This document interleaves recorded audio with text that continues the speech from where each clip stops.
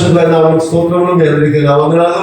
మనం కొన్ని వారాలుగా మన పండితుల రైతు చర్చ్ ఆరాధనలో మొదటి రాజుల్లో 8వ అధ్యాయం గురించి కొన్ని వారాలుగా ధ్యానిస్తూ ఉన్నాం. ఇవాళ దానికి ముగింపులేదు కానీ 2వ అధ్యాయంలో కూడా తీసుకెళ్ళారు, 2వ శాఖలో కూడా తీసుకొని వెళ్ళాలని నేను కోరుతున్నాను. అలాగే సొలొమోను గురించిన కొన్ని ఆలోచనలు కొంతమందికి ఉంటాయి, అవి ఎలా ఉండాలో కూడా కొన్ని వారాలుగా చెప్పుకుంటూ వస్తున్నాను. సొలొమోను గురించిన మాటలు కొద్దిగా ఎంతవరకు ధ్యానించి క్లుప్తంగా ఒక 5 నిమిషాలు చెప్పి తర్వాత 2వ చాప్టర్లో తీసుకుని వెళ్తాను. అందరూ స్తోత్రం చెప్పండి. హల్లెలూయా, హల్లెలూయా. ఈ మొదటి రాజుల గ్రంథం 8వ అధ్యాయం చాలా ప్రత్యేకమైనది. బైబిల్ గ్రంథంలో ఒక ప్రత్యేకమైన అధ్యాయంగా దేవుడు నాకు బయలుపరుస్తూ ఉన్నాడు. ఈ ప్రత్యేకమైన అధ్యాయం ఆలోచించినప్పుడు దీనిలో సొలొమోను చాలా చక్కగా వర్ణిస్తాడు. ఒక మాట పదే పదే వాడతాడు, అదేంటంటే దేవా నీవు ఆకాశమందు విని అనే మాట వాడతాడు. అది ఎక్కువ సార్లు అధ్యాయంలో వాడబడింది. నీవు ఆకాశమందు విని, నీవు ఆకాశమందు విని అనేటువంటి మాట మనం ఆలోచించినప్పుడు మనం ఎక్కడి నుండి మనం బాగుపడతాం, ఎక్కడి నుండి దేవుడు పెట్టాడు, ఎక్కడి నుండి దేవుడు కార్యము చేస్తాడు. మానవుడు భూమిని అడ్డు పట్టుతూ ఉన్నాడు. కానీ బైబిల్ గ్రంథంలో ఉన్నటువంటి కొన్ని ఆధారాలు బట్టి భూమి మానవుడు నివసించడానికి అనుకూలమైనది అనే కొన్ని ఆధారాలు మనకు కనబడుతున్నాయి. కాబట్టి ప్రార్థన ఎక్కడి నుంచి వెళ్తుంది?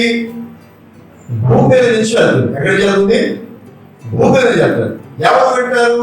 పరలోకంలో ఉన్న దేవుడు పెట్టాడు. అంటే ఈ ప్రార్థన పరలోకంలో చేరుతుంది. అక్కడ వినడానికి దేవుడు ఉన్నాడు అని చెప్పండి. అయితే దేవుడు మన మధ్యలో ఉన్నాడు కదా అని చెప్పే వాళ్ళు ఉండవచ్చు. దేవుడు అంతటా తన అధికారం కలిగి పెద్దనం చేస్తూ ఉన్నాడు. సర్వాధికారి అయిన పేరు దేవుడికి. కానీ సర్వాధికారి అయిన దేవుడికి ఒక స్థానం ఉంది. మన దేశంలో ఢిల్లీ రాజధాని, 2వ రాజధాని పెట్టాలని చాలా కాలం నుంచి చాలా మంది పండితులు, రాజకీయ నాయకులు ఆలోచించారు. ఆ 2వ రాజధానికి అనుకూలమైన ప్రదేశం ఏంటంటే హైదరాబాద్. ఈ హైదరాబాద్ రాజధాని చేస్తే చాలా విషయాల్లో ఇండియాను పరిపాలన చేయడం కానీ, లేకపోతే మన దేశంలో 2 భావాలు ఉంటాయి. ఉత్తర భారతదేశం, దక్షిణ భారతదేశం. ఈ ఉత్తర భారతదేశం, దక్షిణ భారతదేశంలో మన దేశంలో ఉన్నటువంటి ఒక నాలుగు ఏంటంటే ఉత్తర భారతదేశస్తులు దక్షిణ భారతదేశంలో పెత్తనం చేస్తున్నారు. నిజమే, ఎప్పుడు చరిత్రలో చూస్తే ఒక వర్గం 2వ వర్గం మీద పెత్తనం చేస్తూ ఉంటారు. ఆ పెత్తనం చేసిన వర్గం వాడు ఏం చేసినా రైటే, వాడు తుమ్మినా రైటే, తగినా రైటే, బొర్ర చేసినా రైటే, ఎదురువాడు ఉమ్ము వేసినా రైటే, ఎదురువాడు ముఖానికి మలం పాలన రైటే. ఇది ఈ దేశానికి పట్టిన దుర్గతి. ఈ దుర్గతిని పాల్గొనడానికి దేవుడు సువార్త మన దేశానికి వచ్చింది. యేసు ప్రభు లోకానికి వచ్చాడు. ఆయన వచ్చాడంటే ఆ పని ఆగిపోలేదు. ఆ పాలన చూసేవాడే పోతున్నాడు, కానీ దేవుడు పని ఆగలేదు. హల్లెలూయా. దేవుడు ఎక్కడ ఉన్నాడు? ఆకాశంలో ఉన్నాడు. ఆయన సింహాసనం ఆకాశంలో ఉంది. ఆయన పరిపాలన సృష్టి యావత్తు మీద పరిపాలన చేస్తూ ఉన్నాడు. సృష్టి యావత్తు మీద పరిపాలన చేస్తున్నాడు అనేటప్పటికీ ఈ అధ్యాయంలో మనకు కనబడే ఆధారం ఏంటంటే ప్రార్థన భక్తుల భావన నుంచి దేవుని దగ్గరికి వస్తుంది. దేవుని ప్రార్థన చేస్తారు.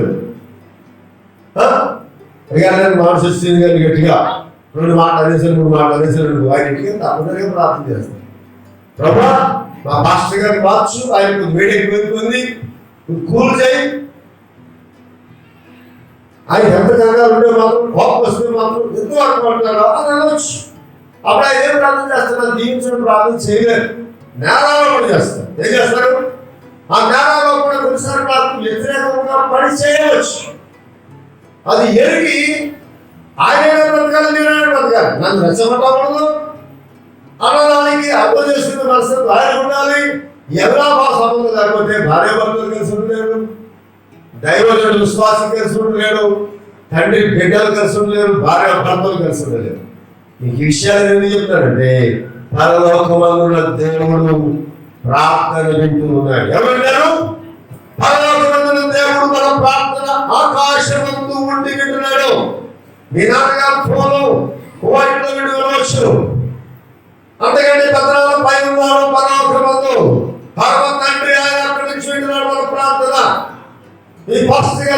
పోవచ్చు, మీ పాస్టర్ గారికి వెళ్ళలేని స్థితిలో ఉండవచ్చు. శ్రీని గారి భార్య చెప్పారు, ఒక ప్రార్థన చేయమని. 2 వారాలు ఆయన వెళ్ళకపోతున్నాను. అయితే నేను ఇప్పుడు చేస్తున్నాను, నమ్మరు. పాస్టర్ గారికి గుర్తులేవు అంటే గుర్తులేవు. నేను మానవుడు, నేను దేవుడు. పరలోకం అంటే నీ కొరకు నేను చేసే ప్రార్థన, నీ కొరకు మీరు చేసిన ప్రార్థన. ఎవరైనా ఎక్కడ ఉండి దేవుడిని మొరపెట్టి దిగులుతో కృంగిపోయి మొరపెట్టే మొర కూడా దేవుడు వింటూ ఉన్నాడు. దేవుడు మర్చిపోయిన వాడు కాదు, చూడలేని వాడు కాదు, అన్యాయస్తుడు కాదు, తగిన పని చేయలేని వాడు కాదు. అనుసరించబడి హల్లెలూయా. ఈ అసలు విషయాన్ని మీ ముందు తీసుకుని వెళ్తాను. సొలొమోను జ్ఞాని అయిన ఏముంది? జ్ఞాని అయిన సొలొమోనులో ఉన్నటువంటి ఒక ప్రాముఖ్యమైన లక్షణం బైబిల్లో మిగతా భక్తులందరికీ ఇది కేవలం చెప్పాలి.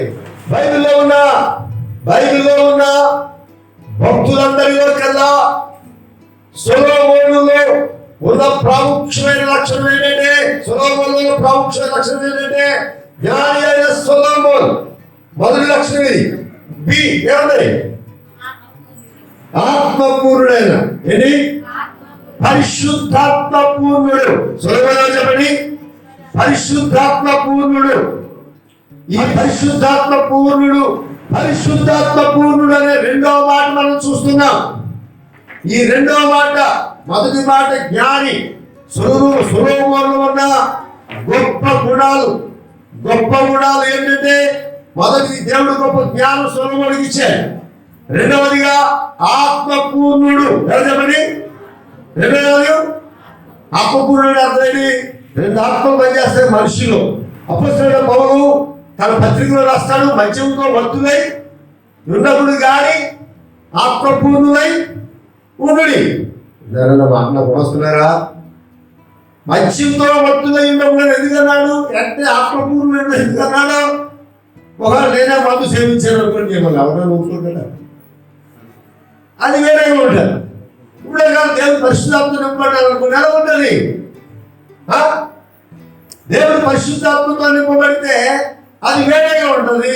ఒకవేళ మందుతో ఒక వ్యక్తి మద్యంతో మత్తు పదార్థంతో ప్రేరణ చేయబడితే అది వేరేగా ఉంటుంది. సొలొమోను గురించి నేను చెప్పదగిన మాట ఏంటంటే, సొలొమోను రాసిన ప్రతి మాట కూడా మద్యంతో మత్తుడైన వాడి వల్ల రాలేదు. ఆఖరికి ప్రసంగి గ్రంథం కూడా చాలా విమర్శలు దాని మీద ఉంటాయి.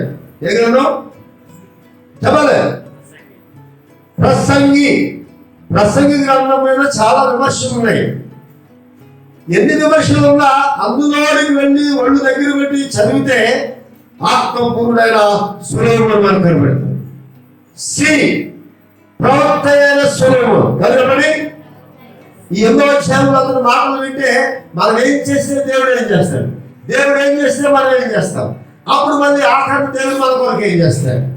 ఈ సీక్వెన్స్ ఆఫ్ ద కంపారిజన్, ఏ పరిస్థితుల్లో ఏది రిజల్ట్ వస్తుంది, ఏది దేవుడు చేస్తాడు, ఏ విధంగా దేవుడు ఏం చేస్తే మానవుడు ఏమైపోతాడు, ఇవన్నీ 8వ అధ్యాయంలో స్పష్టంగా వివరించిన ప్రవక్త అయిన సొలొమోను. అందులో చెప్పండి హల్లెలూయా.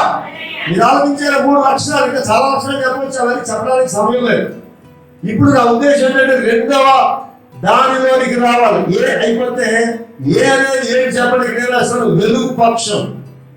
సొలొమోను జీవితాలు 2 పక్షాలుగా మనం వర్ణిస్తే, మొదటి పక్షం ఎలా ఉంది? వెలుగు శకం, వెలుగు పక్షం. వెలుగు పక్షం వల్ల వచ్చేది ఏమొస్తుంది? ఆశీర్వాదం. దానికి తేడా ఉందా? మన ఇష్టం బతికేసి దేవుడు అచ్చి ఇచ్చేయండి ఏదో చేస్తాడు ఆడకుండా. యేసుని ఆశ్రయిస్తాడు. యేసుని ఆశ్రయించి దేవుడిని ఆశ్రయించాలా? యాకోబుని ఆశ్రయించాలా? అది కాదు. ఎంత ఎందుకు సూచనగా పెట్టాడంటే, ప్రపంచం ఉన్నదికి అన్ని తరాలకి ఏసావు కూడా యాకోబు తిరిగి వచ్చేటప్పటికి యాకోబు బహుమానాలు పట్టుకొచ్చి ఇస్తే ఏసావు అంటాడు, నీ బహుమానంలో వదిలే దేవుడు నన్ను కూడా దీవించాడు. నిజంగా ఇస్సాకు యాకోబును ఆశ్రయించిన ఆ గడియల్లోకి వెళ్ళి మనం పరిశీలిస్తే ఏసావు ఆశీర్వాదం ఉండకూడదు. కానీ ఏసావు నీ బహుమానాలు ఇచ్చేంత పేదవాడిని కాదులే లేదన్నాడు. నీ బహుమానాలు తీసుకోవాల్సిన అవసరం లేదంటే యాకోబు బతిమాలి తీసుకో ఎందుకంటే యాకోబు బాధ ఏంటంటే పగ పెట్టుకున్నాడు ఏసావు. నన్ను ఎక్కడ చంపేస్తాడు, నా బిడ్డను ఎక్కడ చంపేస్తాడు, నా ఆస్తిని లేకుండా చేస్తాడు, ఏమైపోతుందో భయం. ఇది మనిషి ఎప్పుడు అవుతుంది? నెత్తి మీదకి ఉపద్రవం వచ్చిందా వస్తుంది. ఎప్పుడు వస్తుంది? ఎవరికైనా యాకోబు గారికి ఆ రోజు గుర్తుంటే అలా చేయదు కదా. ఈ రోజు యేషావు ఎదురుగుండా వస్తున్నాడంటే ముందు పదవులు పెట్టాడు, లేకపోతే ముందు గొర్రెలు పెట్టాడు. అసలు ముందు అన్ని పెట్టి ఆఖరిని యాకోబు గారు ఉన్నారు. చాలా మంది పండితులు ఏమని వర్తిస్తారంటే ప్రధానమంత్రి గారు ఉండాలంటే కొన్ని వరుసల సెక్యూరిటీ పెడతారు, కొన్ని వరుసలు దాన్ని ఏదో మాట్లాడతారు, నాకు గుర్తురాట్లేదు. ఇన్ని అంచెలు దాటి వస్తేనే కానీ ఆ ప్రధానమంత్రి కానీ ముఖ్యమంత్రి కానీ ఆఖరికి మన ప్రతిపక్ష నాయకుడు చంద్రబాబు గారు కానీ జనగానికి ఉన్నటువంటి వాళ్ళు, ఇంకా జనగానికి హై ఉన్న వాళ్ళకి కొన్ని సెక్యూరిటీస్ ఉంటాయి. చుట్టూ సెక్యూరిటీస్ అన్ని దాటుతుంది కానీ అతని దగ్గరికి వచ్చి హాని చేయలేడు. యాకోబు గారు ప్లాన్ అక్కడ కనబడుతుంది. ఇవాళ గవర్నమెంట్ పరిపాలన విధానం యాకోబు దగ్గర కనబడుతుంది. అన్ని సెట్ చేసి ఆఖరణ ఉన్నాయి. ఎందుకున్నాడంటే అన్ని పోయినది ఆఖరికి బతుకుంటాంలే. ఇది మనిషి యొక్క దుష్ట హృదయం. ఎన్ని సెక్యూరిటీలు పెట్టుకుంటే యెహోవా పట్టణమును కాపాడని యెడల దానికి కావలి కాయవాడు మేలు కలిగి ఉండటం అర్థం. అది కూడా సొలొమోను చెప్పింది. అదే స్తోత్రం చెప్పండి, హల్లెలూయా హల్లెలూయా. అయితే ఈ సొలొమోను గురించి చాలా మంది హైలైట్ చేసేది ఏంటంటే 11వ అధ్యాయంలో మొదటి 7 వచనాలు. ఈ మొదటి 7 వచనాలు 8వ అధ్యాయం వదిలేస్తారు, 9వ అధ్యాయం వదిలేస్తారు, 10వ అధ్యాయం వదిలేస్తారు, 11వ అధ్యాయంలో 8 వచనాలు పట్టుకుంటారు. ఏది వదలక్కర్లేదు, అన్ని మన కొరకే రాయబడ్డాయి. ఇప్పుడు 2వ దాంట్లోకి వద్దాం. ఏంటి 2వ దాంట్లో ఏముందంటే 11వ అధ్యాయంలో 2వ వచనం, కామాతురత గలవాడై అనే పదం వాడబడింది. సొలొమోనుకి ఏం వాడబడింది చెప్పండి? మీకు మాట్లాడలేదు. కామాతురత చెప్పండి. కామాతురత గలవాడే అదేంటి? కామము అంటే కోరిక. కామం అంటే చెప్పండి కోరిక. ఒక మనిషికి కోరికలు ఎక్కువైనప్పుడు ఏమవుతాడు? కోరికలే గుర్రాలు అయితే అని సామెత కానీ సినిమా డైలాగ్ కానీ తెలుసా? కోరికలే గుర్రాలు అయితే సామెత ఫస్ట్, తర్వాత సినిమాలో వాడారు. ఇప్పుడు సినిమా మనం ఏం కాదు కానీ కోరికలే గుర్రాలు అయిపోతే ఏమవుతుంది? ఒక కుర్రాడు, చిన్న కుర్రాడు పరిగెత్తగలిగిన దానికంటే పరిగెత్తితే ఏమవుతాడు? వాడి ఉద్దేశం ఏంటంటే గట్టిగా పరిగెట్టేది. ఎంత గట్టిగా పరిగెట్టేయాలి? మిగతా కుర్రాళ్ళందరూ గట్టిగా పరిగెట్టేయాలి. దాన్నే కామాతురత అని చెప్పచ్చు. కోరికలు ఎక్కువై తను చేయగలిగిన దానికంటే ఇంకా ఏదో దొంగిలించేద్దాం, ఉద్ధరింపబడదాం, పేరు తెచ్చుకుందాం అనే. ఈ పోలీసులు టెస్ట్ పెడతారు, పరిగెట్టమంటారు. ఆ రోజు ఎంతమంది పడిపోతారో తెలియదు. మహోదయం పడిపోతారు, కింద పడిపోతారు, చచ్చిపోయిన కూడా ఉన్నారు. ఎందుకంటే అందరికంటే బాగా పరిగెడితే ఉద్యోగం వస్తుంది. అందరికంటే బాగా పరిగెడితే ఇప్పుడు ఉద్యోగం కావాలా, భద్రం కావాలంటే ఉద్యోగమే కావాలి. ఉద్యోగం ఎందుకు కావాలి? డబ్బులు కావాలి.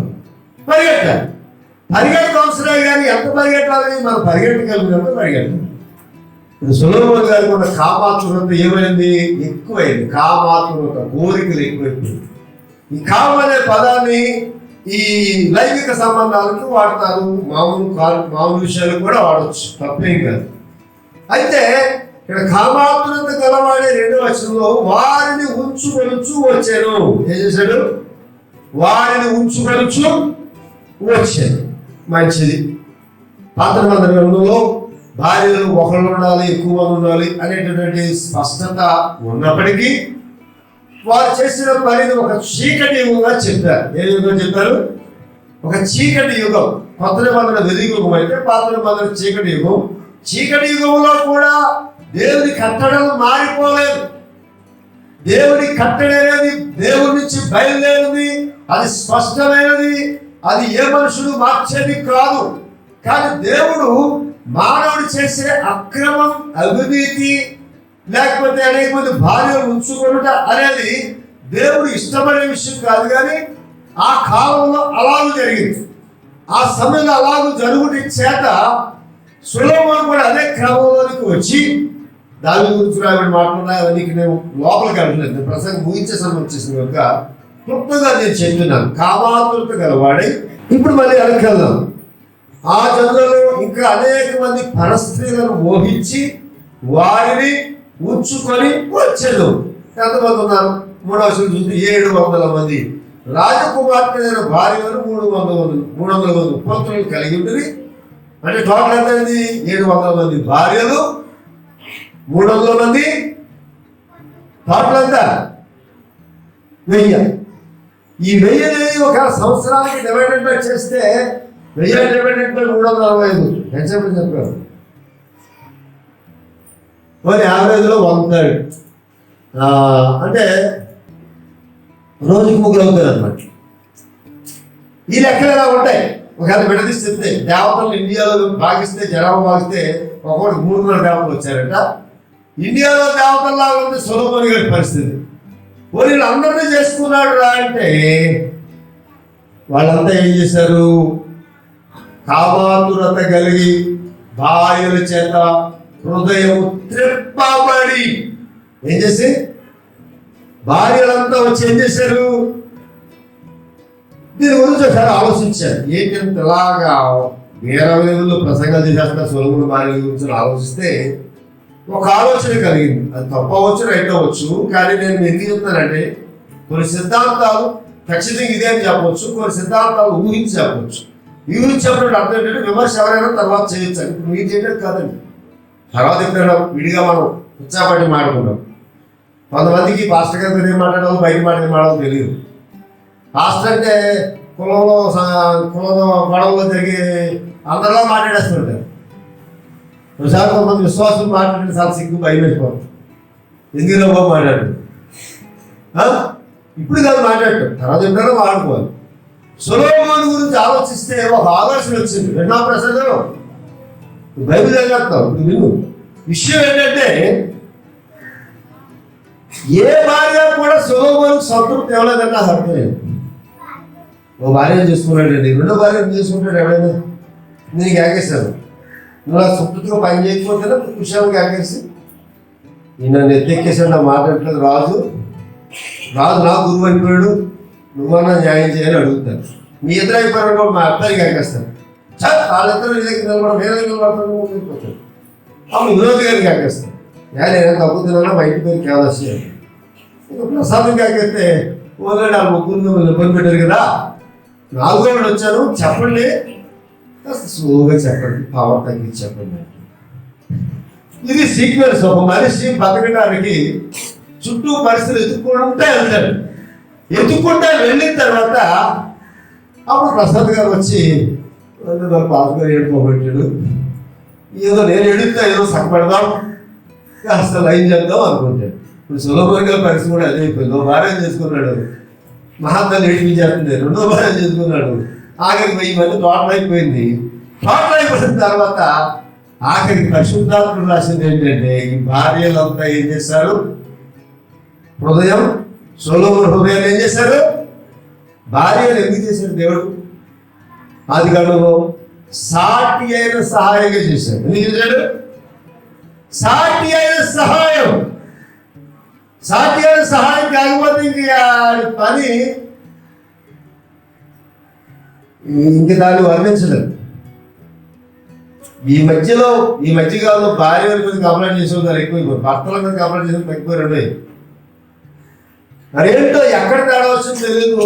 కొద్ది లెక్కలు పాత లెక్కలకి కొత్త లెక్కలకి బేరీ చేస్తే భార్య బాధితుల సంఘం పెరిగిపోయింది, సభ్యులు పెరిగిపోయాయి. సరే, అది అక్కడ దాపుదాం. భార్య అయినా భర్త కొరకు జీవించాలి, భర్త అయినా భార్య కొరకు జీవించాలి. ఇది లేనప్పుడు సొలొమోను గారి పరిస్థితి వచ్చేస్తుంది. ఈయన ఒక్కొక్కరు పెళ్లి చేసుకున్నారు, సొలొమోను గారు ఒక్కొక్కరు పెళ్లి చేసుకున్నాడు. వాళ్ళు వచ్చి ఓడవలసింది ఏంటంటే అయ్యగారికి ఒక ఆవిడ తలపడి వస్తుంటే, రెండో ఆవిడ వచ్చి ఇంకా డబుల్ తలపడు, మూడో ఆవిడ వచ్చి ఇంకా డబుల్ తలపడు. ఎన్ని తలపొట్లు పడ్డాడు? ఇప్పుడు 1000 రకాల తలపొట్లు పడ్డాడు. ఆఖరికి దేవుడి దగ్గర నుంచి హృదయాన్ని దేవతల వైపు తిరిగిపేశారు. బైబిల్లో ఉన్న మాట అండి, నా సొంత మాటలు కాదు. మీకు ఆడవాళ్ళు కోపం వచ్చినా మొగళ్ళు కోపం వచ్చినా నేనేం చేయలేదు. ఏజే మ్యాచెస్ గారు అదో నా మీదకి రాకుండా నువ్వు రాకలేదు డైలాగ్ వదిలేసి అయ్యో నా మీదకి రాకుండా నువ్వు నా పరిస్థితి కూడా అలా వచ్చిందేమో. మా ఆవిడ అంటావా, మా ఆయన అంటావా అని నీకు ఎవరు చెప్తాడు, నేనే చెప్పాను. ఇంకేనా తప్పదు, ఈ సీక్వెన్స్ దేవుడు పెట్టేశాడు. భార్యల చేత హృదయం త్రిప్పబడి, మరి ఎడ్వర్డ్ విలియం గారు అమెరికాలో ప్రసంగం చేస్తున్నారు అంటే ఆయన్ని చెప్పింది రైట్ అని అనట్లేదు, కానీ కొన్ని పరిస్థితుల్లో ఒక వ్యక్తి విదేశాల్లో ఉన్నాడు, వెస్టర్న్ కంట్రీస్లో ఉన్నాడు. అతను దేవుడు ఇండియా వెళ్ళమని చెప్పాడు. ఇండియాలో ఏం చేయాలి? అప్పుడు ల్యాప్టాప్లు